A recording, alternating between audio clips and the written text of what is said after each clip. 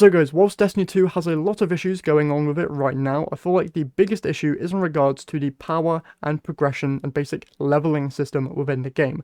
With the Edge Fate expansion, Bungie made a whole load of changes to the system, which were meant to kind of re-incentivize and reignite the passion for leveling and progression. And once this expansion launched, many people I feel like did kind of enjoy the system as it allowed people to just do anything and gain levels. But then when people got to the end game of this new system, many people found that they were forced into doing certain activities to gain power the fastest. Now, whilst I feel like the portal as a concept is a good idea, I feel like Bungie's implementation of it is kind of bad and needs some changes. And whilst I say that, Bungie is themselves making some pretty decent changes to the portal itself, with one of the major changes coming in a later patch being that these bonus drops that you see will actually be awarding you additional power, which is a very, very good change. But alongside that, I do have a list here of changes that I would personally like to see made to the portal and the general leveling and progression system within Destiny 2. So that's what we're going to be talking about here today. Now, the first thing that I need to mention here is that I'm not a game dev, so I do not know how possible any of these changes are to implement,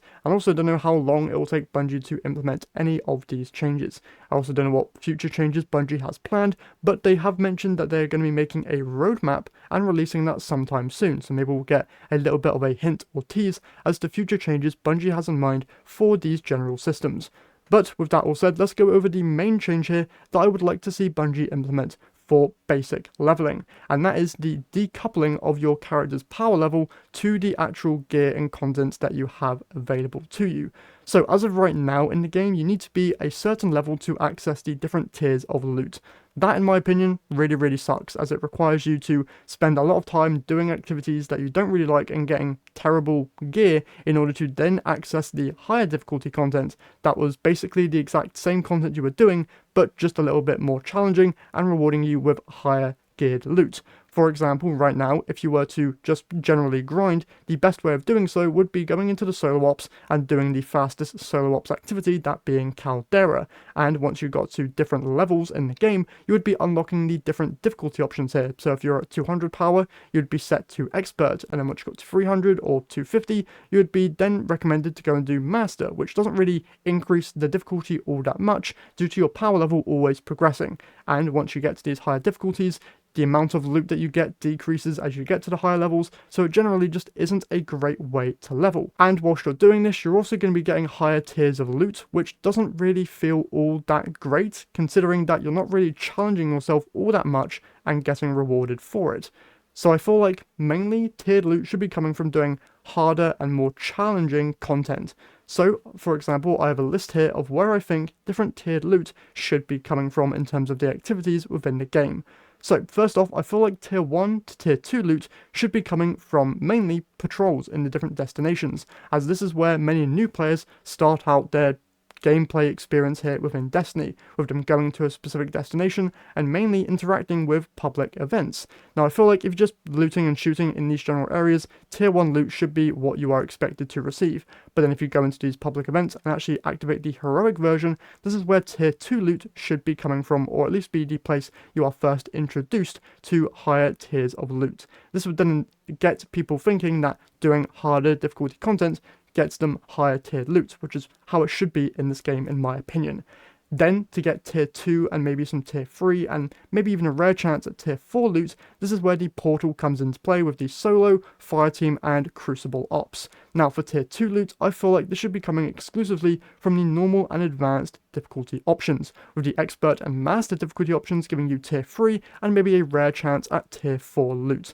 Also, I feel like a change that Bungie should make is just add matchmaking to all of these different modes, rather than just a select few, as having to go through the fireteam finder process just to do a fallen saber strike isn't really all that necessary in my opinion, and really is just a roadblock to entry for most players, as they're going to want to do these strikes but aren't really going to want to interact with the fireteam finder systems. So just adding matchmaking to all of these different fireteam based activities I feel like would be a great addition. Alongside this, you could also add tier 2 and tier 3 loot to PvP, as it seems to just be a pretty basic reward chance for many people, with obviously Trials of Osiris, the main endgame activity, once you go flawless, rewarding you with tier 4s and tier 5s. Also, I don't know what their plans are for Gambit, but I feel like it getting added to the portal is kind of inevitable at this point. Maybe they completely change up Gambit to be more like the Shifting Gates activity within Destiny Rising. No idea, but adding that to the portal and giving it tier 2 and tier 3 loot, I feel like would be a good addition. Now, in order to get tier 3 and tier 4 loot more consistently, this is where the Pinnacle Ops playlist would come into effect. And I feel like doing these exotic missions or dungeon encounters is going to be a great difficulty and time investment style of activity to get these different rewards.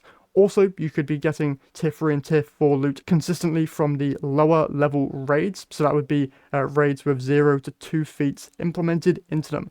I feel like the feat system is also a thing that should be implemented into the newest dungeon coming with Renegades, as just a new way to get higher tiered rewards. Now, in order to get tier 4 and tier 5 loot, this is where GM, strikes, and dungeons come into play. So, Fireteam Ops, once again, if you go in, you can customize these different activities to be at these certain levels. And I feel like Grandmaster is a decent level to start getting these tier 4 and tier 5 drops.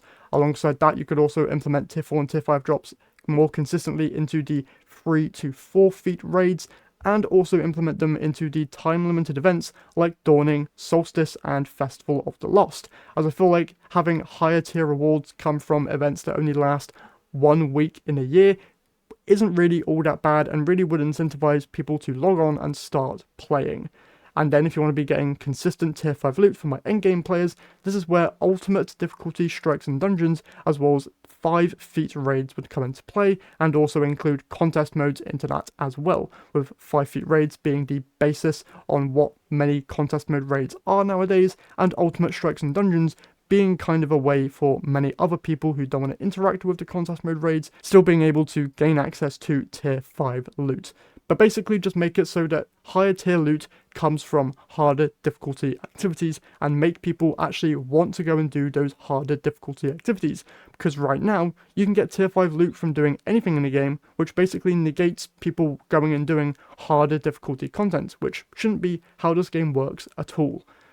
Now, alongside all of that, one other thing that I want to mention is one feature that I would really like to see returned from Destiny 1, and that was a feature known as strike-specific loot.